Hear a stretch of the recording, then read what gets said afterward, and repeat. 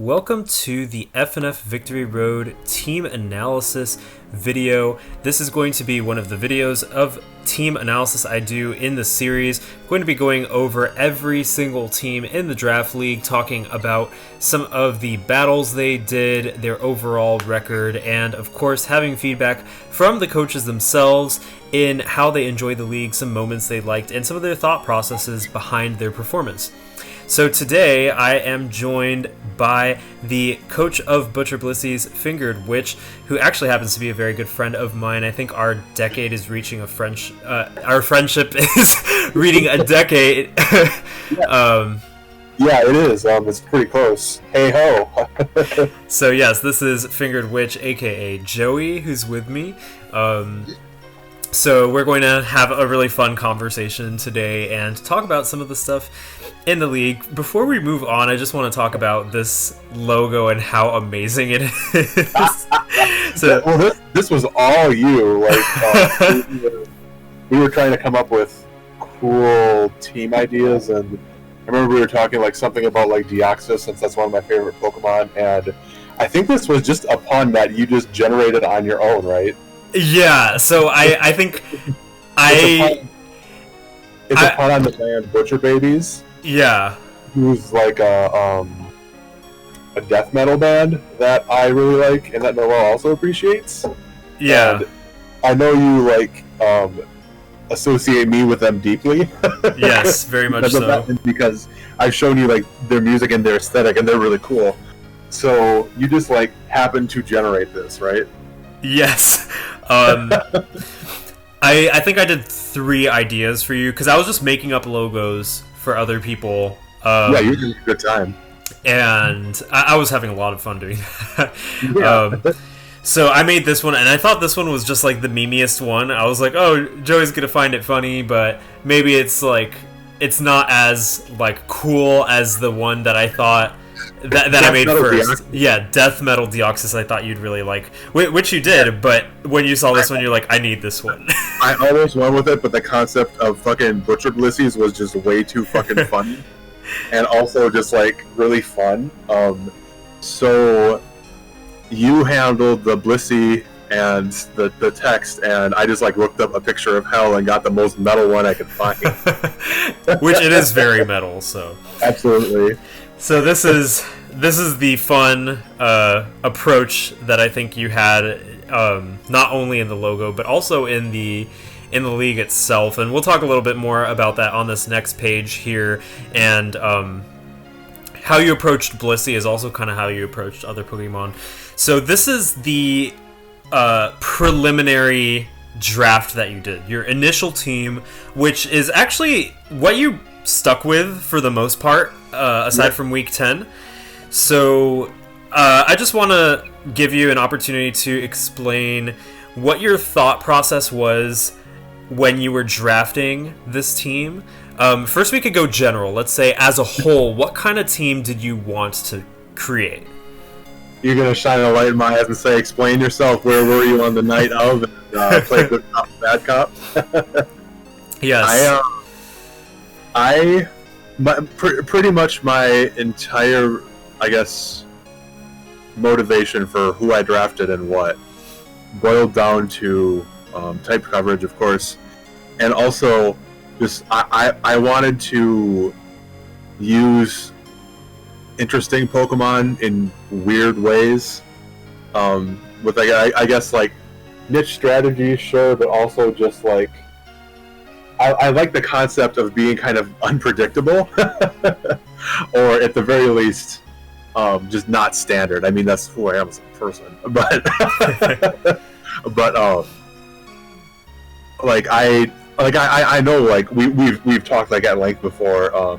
You've told me so much about Smogon and stuff, and those leagues and stuff. And I'm just so not interested in taking part in on the site or other communities and stuff, because you almost have to conform to a huge extent. You have to have a Pokemon to deal with hazards, you have to have a Pokemon to deal with toxic, you have to have these specific Pokemon, and if you use ones that aren't really highly valued or highly used, you really don't stand a chance. So it was important to me to be able to break away from that completely. When during the preseason, I actually don't remember what my team or my theme was for that. Oh yeah, I took over for Dreamy Dragon Knights. That's right. Yes. And that was interesting. It was a good test run, but it was really fun to really make this my own, and really bring that point of view to what I was doing. I feel. Yeah, I think your approach was a very, and I co-sign this too. I definitely am very in tune with the meta, but I do like running anti-meta stuff, and I think your approach was very anti-meta, because people going into facing your team might expect certain things and then get something completely different. Yeah. Which is a very good. Better. Yeah, I just like disorienting people.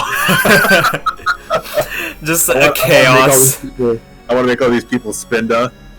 Just a chaos imp. You go around just sowing discord. And that kind of approach actually ties pretty well to like what I want, like what I have always done with like Yu-Gi-Oh too. I've never really like cared about like the meta. I mean, sure, like I look at different strategies and I see what would be useful and what I'd like to play, but at the end of the day, that's what it's really about. It's about what I want to do. I want to have fun too. Yeah.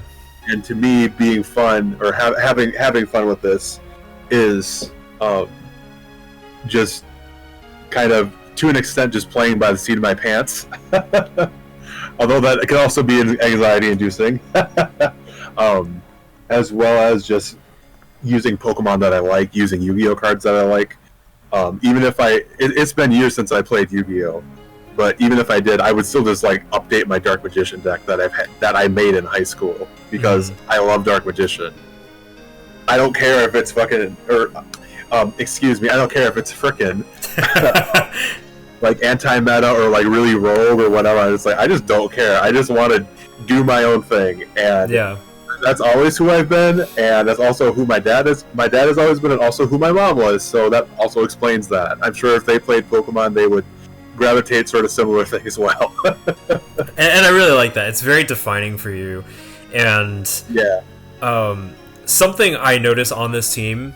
So you have that scale from stall to hyper offense.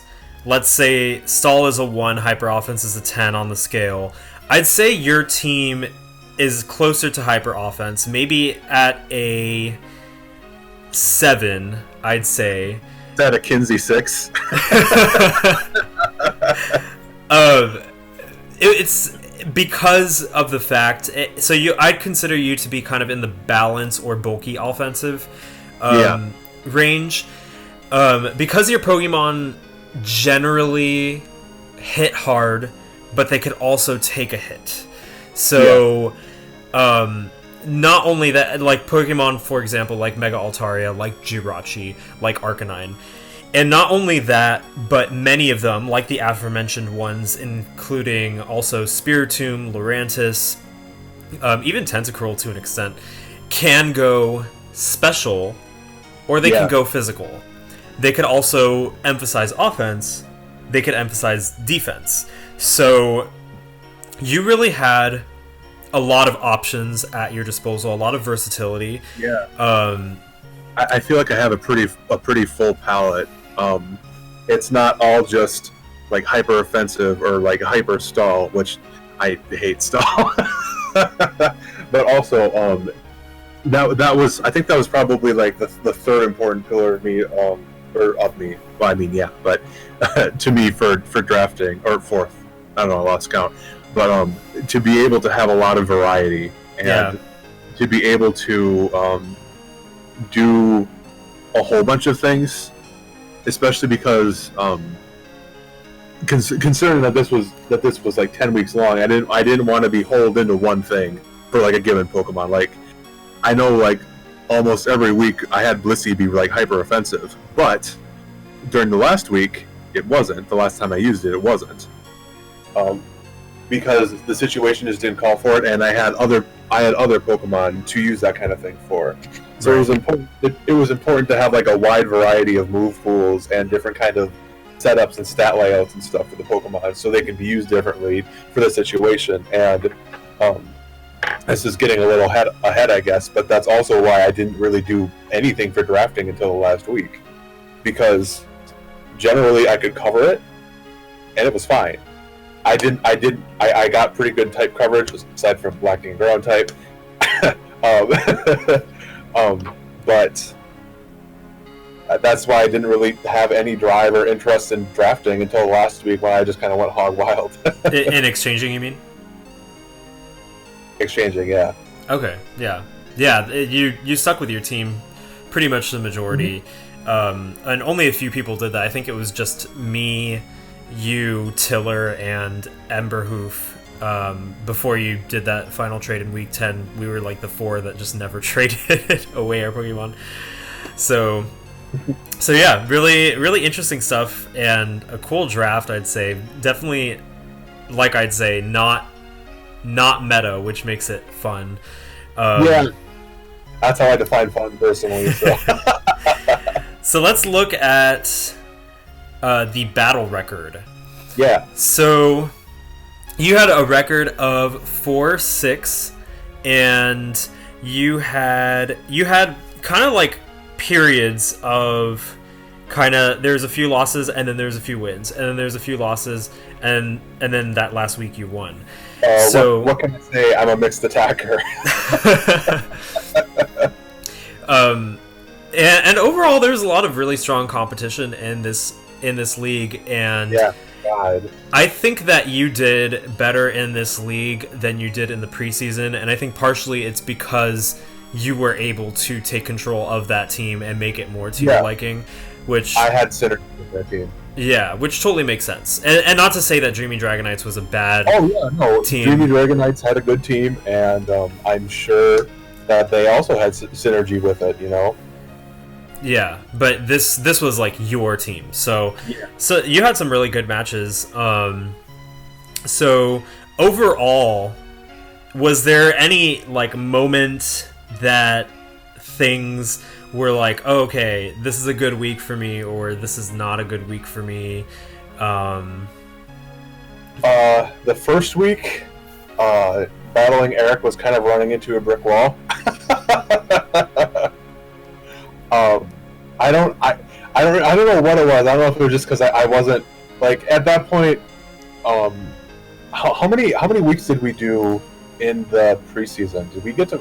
Was it 4? It was 4 weeks, but I think you did like 2 or 3 or 2. Yeah. Yeah, I don't remember exactly, but so early on in the Victory Road Draft League itself, this one, I wasn't as nearly as comfortable with anything until a couple weeks in, and I think that's why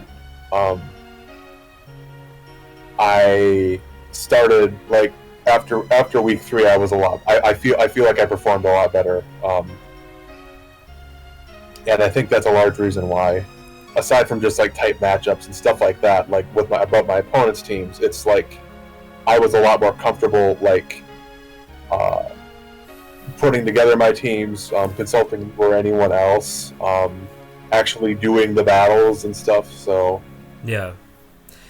I agree with that. I think those first 2 weeks were kind of like it was like I think you really started like your strong momentum in week 3.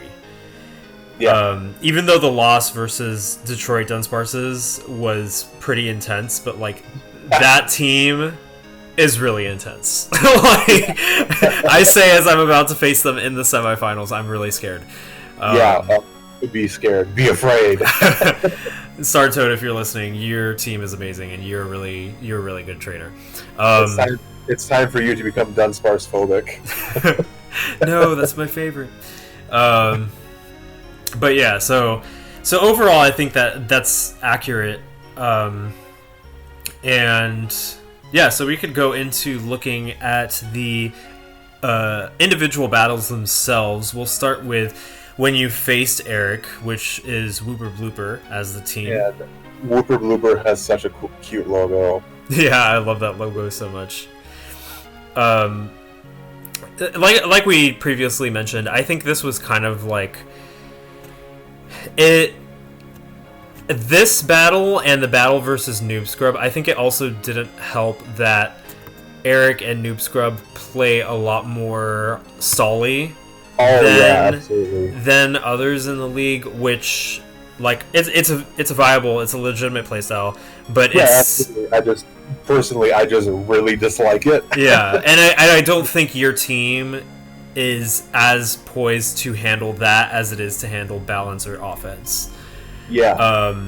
That's probably more of a weak spot on my team. Yeah. Yeah. So that's pretty much what I have to say about this one. It was a relatively quick battle. Yeah, it was over pretty fast. Eric was merciful and put me out of my misery pretty quickly. So we can move on actually to the American Braviaries when you face them. And this battle was very stally too. It was longer stall. Noob Scrub is very good at stall. I think that you actually did better in this one than in the last one. Even though the score was the same, you were able to punch a lot of holes because I think you came into this one with a little bit more solid of a game plan.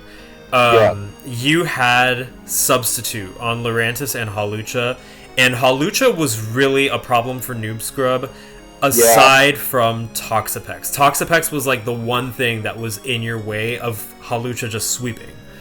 Toxapex was just awful. As Toxapex is known for. yeah, like the what's it called? The differentials or whatever on here don't really point out to it, since it just says Toxapex got 1 kill, but it's like it truly was a thorn in my side.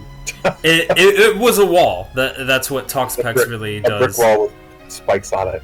Yeah, so the main problem was haze. Because when you were boosting with Hawlucha with Sword Stance, if it didn't haze, you could have taken it, but because of haze, that was what stood in your way. Mm-hmm. So, I think that was the second battle that you struggled with in the beginning, but this next battle, Grand Island Jolteons versus Butcher Blissey's, I think this was a really remarkable battle. I was doing... well, okay, Grand Island Jolteons was doing quite well.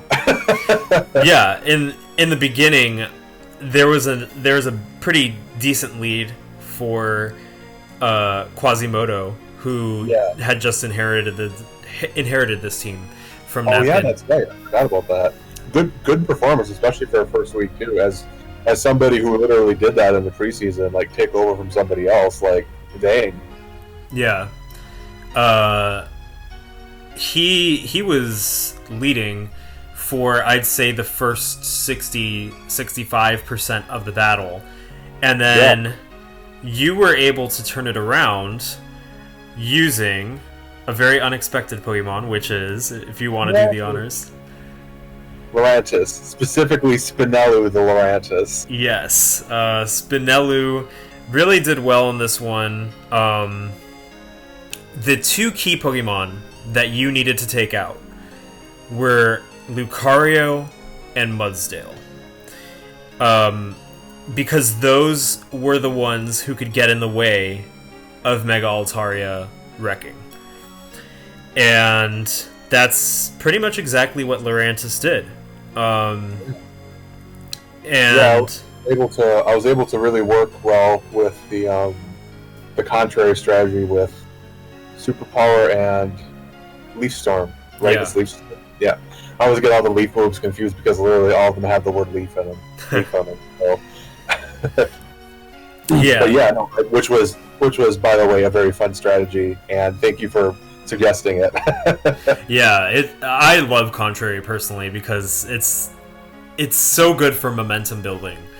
Yeah, it is.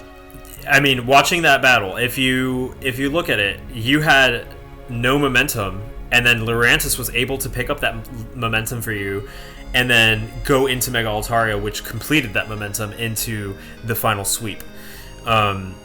Lurantis was my hype beast YouTuber. Lurantis was amazing in that, and so I'm actually going to move on to this drawing here that Colin made of Spinello, showing that moveset, Leaf Storm, Superpower, Knockoff, and Substitute with the leftovers and Contrary, and this was a really good moment for you, being your first win, and also a very cool win. I think this was one of those wins that was really interesting to watch. Yeah.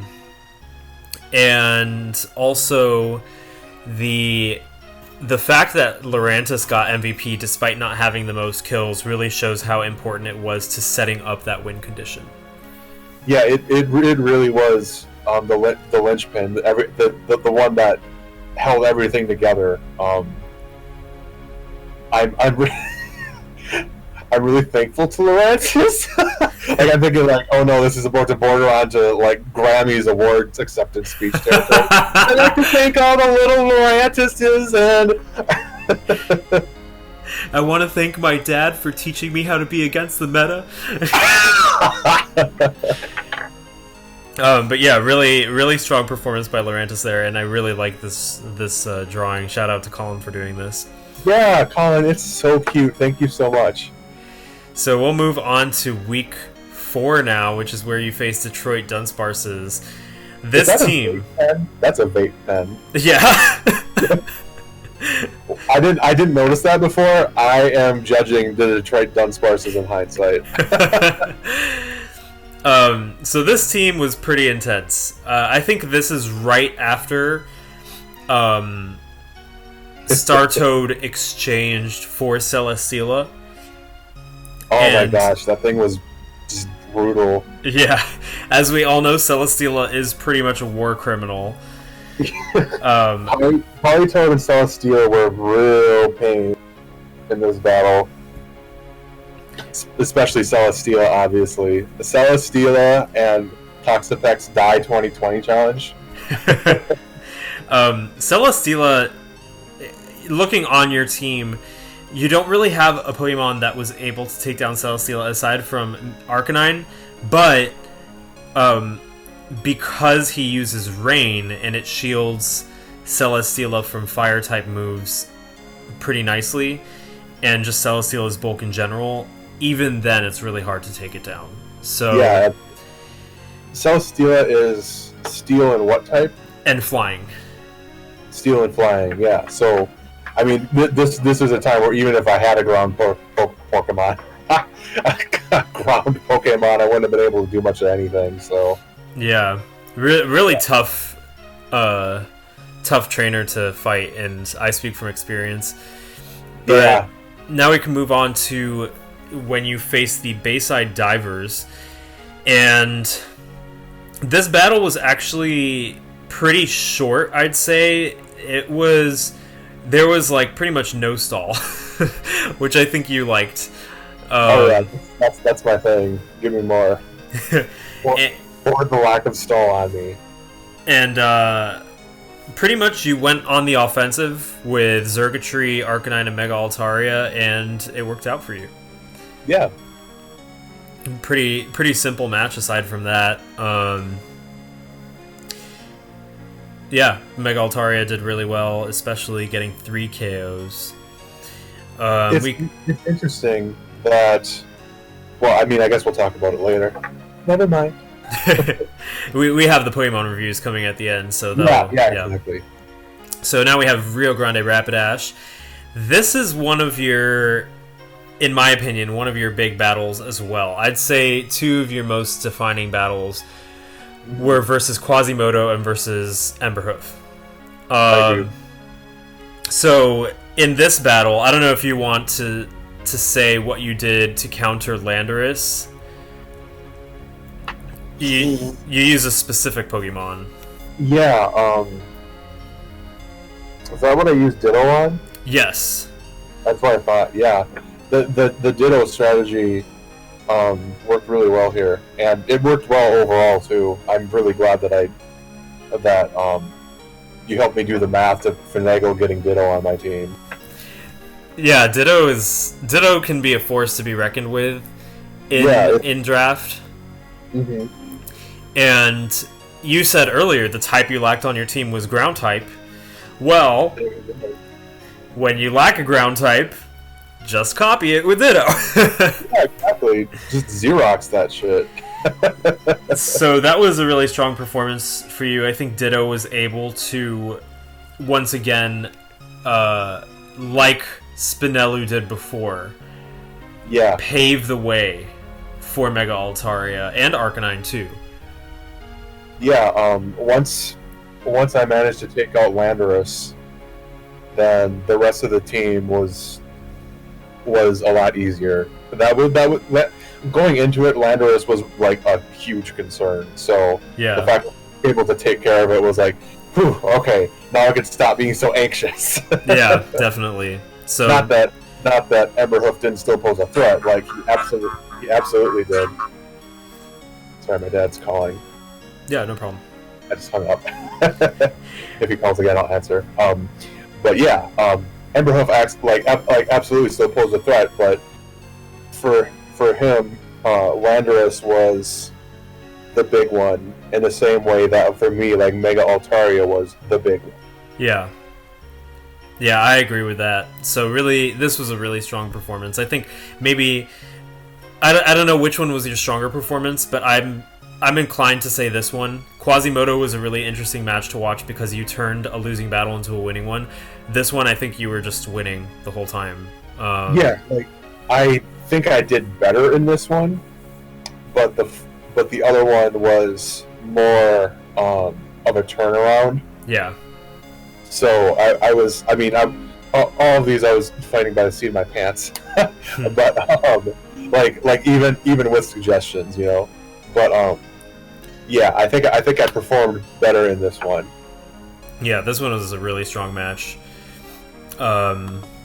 Next we have Dutch Inkays, and this one was a tough one.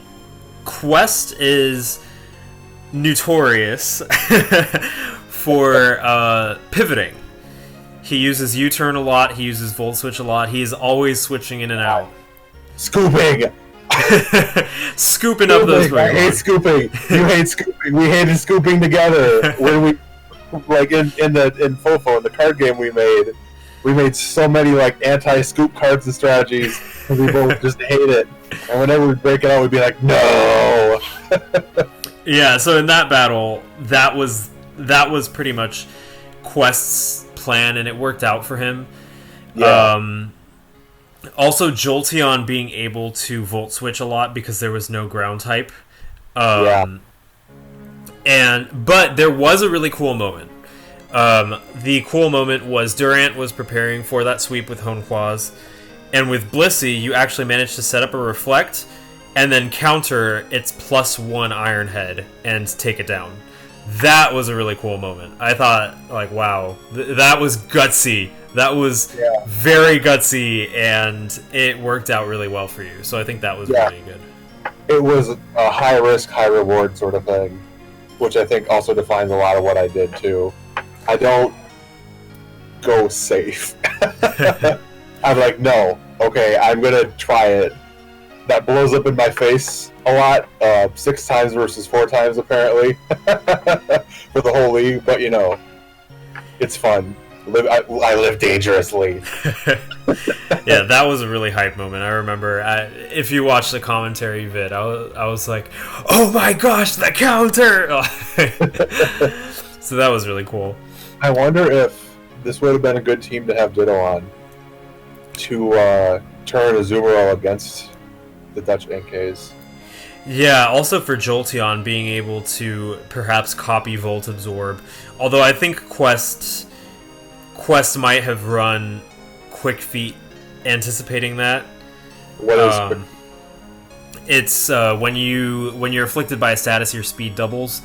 But the concept would be that even if Ditto comes in, you could still Volt Switch, because if it ran Volt Absorb, then it wouldn't be able to Volt Switch versus Ditto copying it. Oh, I see. So yeah, I wonder. Maybe next time. Yeah. When there's a next time, we could test out the Ditto. Yeah. Next is Canopy Defenders versus Butcher Blissies. And in this one, I think it was a stall that did you in, specifically Reggie Steele.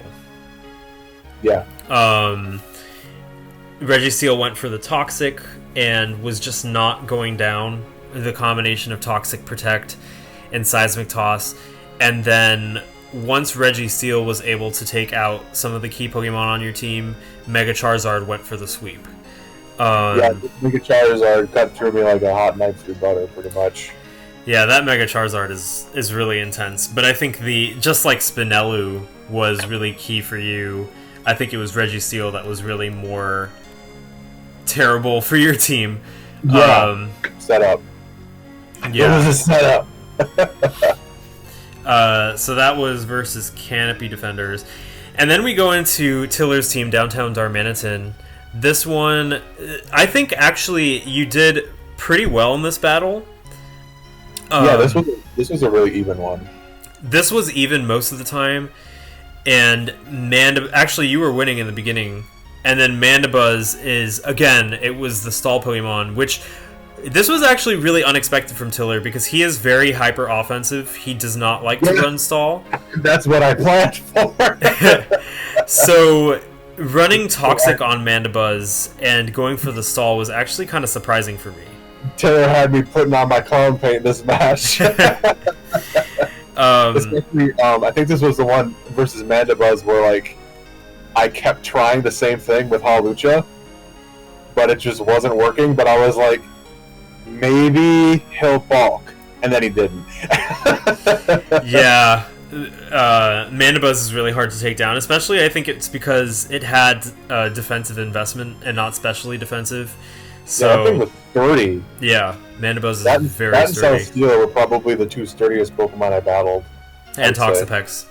Toxapex too. Unholy Trinity. Trinity. But overall, you did do really well, and you did cause Tiller to break a sweat, which is no small feat. Yeah, definitely. I count that as a victory. So. All right, and finally, we're moving on to some exchanges you made after this last battle. So first, let's talk about Lycanroc Midnight exchange for Mawile. Yeah. Okay, so I know we always disagree about this, but I like Lycanroc Midnight's design. So that was one of the reasons that I chose it, because I like the Pokemon. And also, it has a good move pool and some good strategies and stuff, of course, too. But I never used it, and when I did, I just didn't gel with it. I didn't have that chemistry with it. Right. So that in combination of I knew I wouldn't be making it to the playoffs, and I had points left, and it was like, you know what? I'm just gonna go hog wild here. I'm gonna make some weird exchanges. So I did. Mawile in particular is very good at taking on Mega Beedrill, which is who you were up against. Plus the variety of ice types on that team. So I think that was a good exchange for you. Definitely. And then we go on into the second exchange, which was Tentacruel for Volcanion. Tentacruel, I like the concept, and Rapid Spin is useful, but I don't know if it's because everything related to entry hazards is just poisonous to me. Apparently including the counters to it, but I could just never get Tentacruel out at the right time to deal with it. Mm-hmm. So that was one of the main reasons it was on my team, because it had Rapid Spin, but I wasn't able to use it effectively, I don't think. So that in combination with the fact that I just apparently really like Ring Pops is why I chose it. And Volcanion especially, as we'll see in this next battle. So we're moving on to Elemental Dragons versus Butcher Blissies. Volcanion was one of those useful Pokemon for you. There wasn't really a counter to it on the other team. Closest... A lot of stuff was easily lit on fire. Yeah. On Elemental Dragons. Plus, it has a water absorb, so Manaphy couldn't really do much to it. Plus, it could take down Magnezone before Magnezone takes down it. So yeah, Manaphy, Mega Beedrill, and Magnezone are like the three big things that you warned me about specifically. And it turned out none of them were the biggest concerns, unlike Shedinja. yeah, this battle you were winning most of the time. Actually, I'd say the whole battle, but then Shedinja at the end kind of gave you a scare. Yeah, yeah. Shedinja was really tightening. I'll just say tightening my belt. That makes no sense. Narrowing the lead. Yeah, there we go. That makes way. Yeah, like I was sweating because at that point I was like, okay, but what Pokemon do I have left that can actually kill Shedinja because it's freaking ability? Yeah. Well, Jirachi managed to get the job done with Ancient Power. Yeah. So good on Jirachi, and that was a pretty good battle. I'd say if it wasn't for the final Shedinja moment, I'd say that was your strongest battle. Yeah. But it was still up there. So yeah, I agree. That was the 10 matches you did. So we're going to move on to our final little segment here before the final thoughts. This is the Pokemon analysis. So it's ordered by Pokemon Differential, and we get to see how every Pokemon, how much it was used, how many kills and deaths it had. So I wanted to ask, what was your favorite Pokemon to use on your team? Mega Altaria. Close second would definitely be Lurantis. Even though I only used Lurantis, it looks like in 5 matches, it was still my second favorite to use because just the contrary superpower Leaf Storm Triad was just so fun to me to use, and so like easy to set up because it required no setup. Like literally, just throw it out on the field, one move, and it's already got a huge boost. Yeah, that's such a good advantage to it. It's not like you have to use a turn not attacking to set up. You attack and set up at the same time. Exactly, and that's right. I don't remember which match it was, but hang on a moment. Let me mute my mic. Yeah, no problem. I'll actually do a little bit of an analysis on my own. I think Joey's just taking a call really quick. One thing I did want to mention was Mega Altaria actually did make the top 10 in the MVP race, getting number 5. I think it might have been tied with another Pokemon, but number 5 overall. So Mega Altaria did really well. And Arcanine was one of the most used Pokemon in the entire league. I believe it was in that top 20 in terms of usage, being used for every single match except the final one. So that's also some little fun facts about some of the Pokemon on this team. There's no unused Pokemon on this team as well. So every Pokemon was able to shine at least once. Spiritomb and Lycanroc Midnight, I'd say, based on the usage, were the least used for the amount of time that they were on the team. Mawile and Volcanion, of course, were only used once, but that's because they were only on the team for 1 week. So in terms of usage, that's a 100% for them. I forgot to unmute you. Hello. I was just saying some fun facts about the team. I mentioned how Mega Altaria is number 5 in the MVP rankings. Yeah, I didn't realize that. Generally, I don't look at the chat for the draft league unless I mention, and then sometimes like Discord doesn't keep up because the chat moves so fast. I mean, considering, and then it's like, well, I don't know what I was mentioned in, so I guess if it's important, somebody will let me know again. Which is like, oops on my part. But yeah, no, I didn't realize that it was 5th in the MVP. That actually makes me really excited. Yeah, overall, it did really well. Yeah. And Arcanine is one of the most used Pokemon in the league. I believe in the top 20 of most used, being used 90% of the time. Yeah. I think you Yeah, there mentioned. was only a single match that I didn't. Sorry. Yeah, so yeah, there was only a single match that I didn't bring Arcanine in. Yeah, that last one, and it's because I think you had Volcanion, which was already a fire type. Yeah. What are some of the Pokemon that you feel that you struggled using or you didn't really like using that much? Lycanroc, of course. Spirit. I like Spiritomb, but I didn't gel super well with it in my one outing, and also I think Spiritomb is the one that I straight up forgot I had. Yeah, you forgot. when I was like, "Do you have any suggestions?" You're like, "Oh, you Spiritomb." I was like, "What?" Week 8, I think it was. Yeah, I just straight up like completely forgot that I had Spiritomb, which makes me feel kind of bad. Like the poor 100-soul killer baby. like maybe I should like try to redeem it if they're in the next whenever draft league. Honestly, Spiritomb is really unfortunate because it needs one thing. It needs Recover. That's what it needs. It doesn't have Recover. That is the single thing it needs. And also, like, I knew about the 4 times weakness to Fairy. Oh, it's just a 2 times. 2 times, right? Yeah. But still, like, versus what it used to be, like. Yeah.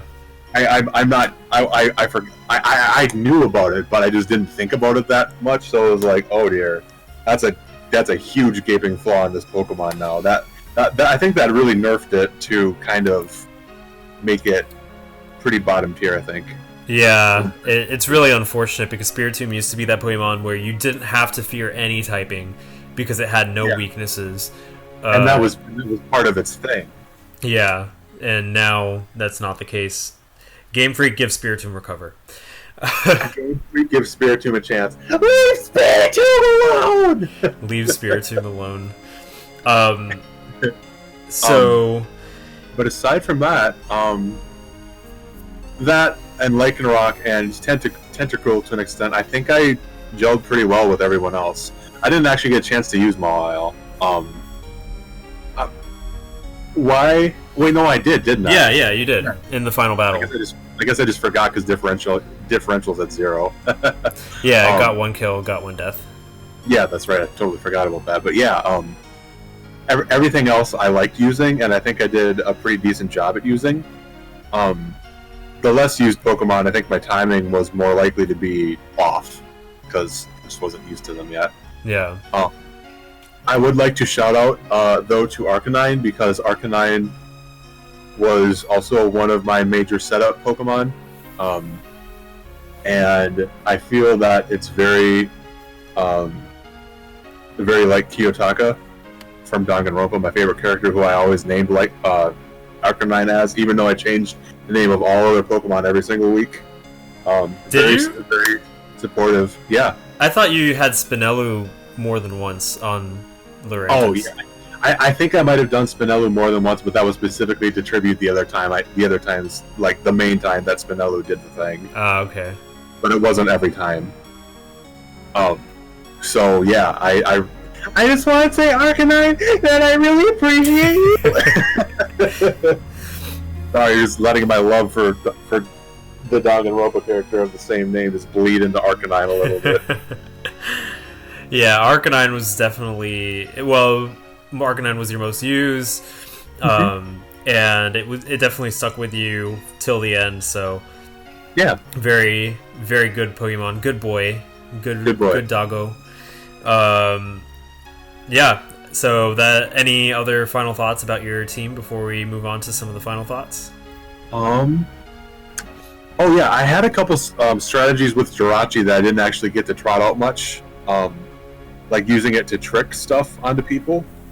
I'm really hoping that if I get my hands on Jirachi again at some point in another draft league, that I can actually use those strategies to mess with people a little bit.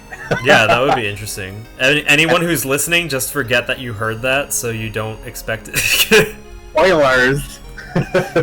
But yeah, one of the other reasons that, like, even though Blissey doesn't have like a high kill count, and its differential or differential is -4, -4, whatever. I really like using it to just throw people off guard, and that was one of the things that I was most excited about when we decided on the Butcher Blissey's thing, and I got Blissey, and during the first match I was like, oh my god, my opponent just gonna be so caught off guard and maybe like pee their pants. when this friggin' Blissey just comes over and just like lights you on fire, NBD. Yeah, I love Blissey's extensive move pool. Fire Blast, Blizzard, Thunder. It's really fun. And people don't expect it. They always expect Blissey to defend, and that's what Blissey has over Chansey. It can actually attack. Not just using Seismic Toss. That's the only thing Chansey really uses. Okay, well, that's the Pokemon analysis, and really interesting, unique, filled with fun gimmicks team, and it was a pleasure looking at it and seeing how you used it.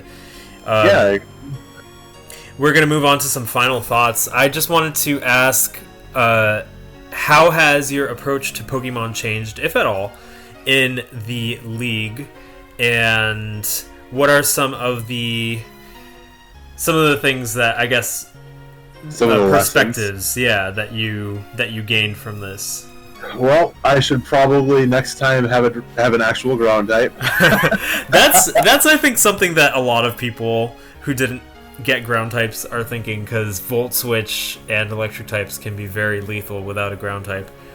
Yeah, like, I thought I would be able to manage with like Earthquake and on Altaria and like using Ditto like I did for Landorus, but that was definitely a weak point of my team, and that's something I want to keep in mind next time. Even if I don't get an actual ground type, have more Pokemon with the possibility of using ground type moves to take care of any issues like that. Another issue is next time during the drafting process, I should grab a knife and cut anyone who tries to pick Celesteela or Mandibuzz or Toxapex. Yeah, Mandibuzz or Toxapex. Good God, yeah. I would specifically cut you, so don't. Don't consider that a threat. It's a promise coming from Butcher Blissey's. Blissey will cut you, not me. That's right. Blissey's got a knife. But yeah, as far as my approaches and stuff, this has made me think a lot more about strategizing and stuff, and trying to look at things more like a sequence, I guess. Like looking at it kind of more like Garnet with future vision, and trying to be more what's the word? Mindful. Yeah, I've learned mindfulness. To try to like what I can't think of the word when you like can kind of guess what your opponent's about to do. Predict. Yeah, predict. There you go. To try to kind of predict more what people are doing, because that's what I meant before. When I mentioned that the less I used a Pokemon, the more likely it was that my timing would be off. As in, it would be less likely for me to predict the opponent's moves because I'm not as well meshed with the Pokemon, I guess, if that makes sense. Right. Aside from that, I don't know. I just had a fun time. I was wondering if by the end of this I would be more inclined toward the meta, like you are, and the answer to that is definitely not. I think that you still have your style and your way of playing, but I do think you're more in tune to some of the archetypes and some of the strategies that people use. Yeah, absolutely. So this was a good learning ground for that too, because like I mentioned before, I don't like go on Smogon or do like other tournaments or anything. So this, I mean the preseason too, but especially this was really like a first run for me. The only times I ever did any other battles were like against you and Eric and Carmilla. So I think one of the things I also saw was that prediction. Sometimes you predicted switches, and Yeah. you use a move that's super effective on that Pokemon coming in to take it out. And sometimes you would switch yourself based on a prediction of a move. So I think that was a good experience for you. I definitely noticed in those 10 weeks watching those replays, I definitely noticed a lot of growth. And Yeah.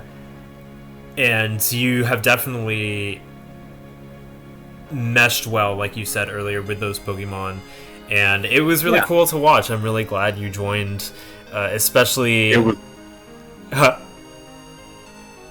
Sorry, you were just cutting out a little bit, so I didn't know you were still talking. Continue. Yeah, I was really glad you joined, especially since we're really good friends and we both enjoy Pokemon. And even though our involvement in Pokemon is like not exactly the same, since I'm like you said, a lot more into like, oh, what's the meta like? But I'm really glad that even though we had those different experiences with Pokemon, we were both able to enjoy this all the same. Yeah. I wanted to ask if there's any other teams that you were really intrigued by, or any other players that you wanted to comment on, any moments that stood out to you, or anything like that. I didn't really end up engaging much with the other matches, not due to just lack of interest, but like I was busy, and I was like, well, I guess I can watch them if I want to, but I didn't really get around to it much. And there were so many other matches and stuff, I didn't really get around to doing much with them. Yeah, there's a lot. But I can't really comment much on those aspects, though I do still really like your team. I'm not just saying that because you're my friend, but the whole theming and the Pokemon you chose and stuff, I think are still really cool. Thanks. Yeah, you're welcome. And aside from that, oh yeah, maybe next time I'll engage a little bit more with other matches, so then I'll actually feel comfortable like voting for an MVP. Based on the point you made prior, liking my team, I think also the fact that our teams are pretty similar and that we're balanced, but we lean a little bit more towards offense. Like I'd say I'm a little bit kind of like bulky offense, just like you, and versatile. So I think that also our teams are pretty similar, I'd say. Yeah, I agree with that, and I feel like you have access to some more novel strategies too than like the regular meta would be. Yeah. Oh, just you wait. In the playoffs, I'm breaking out all my gimmicks. It's gonna be super fun. Yeah. To watch. Like I am interested in watching the playoffs. Well, the quarterfinals had just happened, and those sets were actually extremely hype. Both of them were 2-1, so we saw some comebacks. And it was really incredible. So I definitely recommend watching those. Those videos are already up. Yeah. And then semifinals, I'm going to have my match tomorrow with Sartoad. And I don't know when Colin and Quest are going to go against each other, but it's going to be really interesting. I'm kind of glad I didn't make it to the playoffs. Y'all are scary. I didn't get to face you in the league either. Yeah. That's not a bad thing for me. No, I'm just kidding. I was interested in facing you. We could still do like a mock battle sometime, but we almost did from the algorithms. But, yes, there was a few weeks where the path lined up where if certain things happened, I was going to face you, but then those things didn't happen. Yeah. So I would have gotten totally creamed, and that's why I'm glad that I didn't make it to the playoffs, because I'd have to fight you 3 times, and I'm sure you would murder me in all of them. Well, it depends. It depends on what side of the bracket you're placed on and That's true. who you face. But yeah, overall, this was actually a really fun experience. I know in joining the preseason, I was like really nervous, and I was really nervous for this one too. But it was actually really fun, and like I would do this again gladly. I had a good time. I'm really glad to hear that, and I'm really glad you joined. You gave us your unique and special play style and strategies, and it was really fun to watch. I really liked seeing what you did with the Pokemon on your team, and I think that you will definitely continue carrying that. So I'm excited to see how you continue that. Trying to think if I had any other questions I wanted to ask, but I think that was all of them. Did you have any other final thoughts, or are we good to finish up the video? I think we're good. I can't think of anything else aside from good luck with the playoffs and stuff, everybody. Yeah, semifinals. 4 people left. Really intense. This is going to turn into some total Drama Island stuff. Yeah, some eliminations coming. Stuff.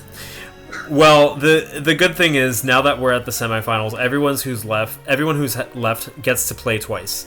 So there's one set, and the losers of the semifinals actually get to play in a third place determiner. So everybody gets to play at least twice at this point. So they'll have at least one final stand before they lose. After they lose, if they lose. So. Okay. So yeah, alright, that was Butcher Blissy's very own Fingered Witch, my friend Joey, and that was a great conversation, great interview, and... Chills, kills! Danganronpa reference, obligatory. Yeah.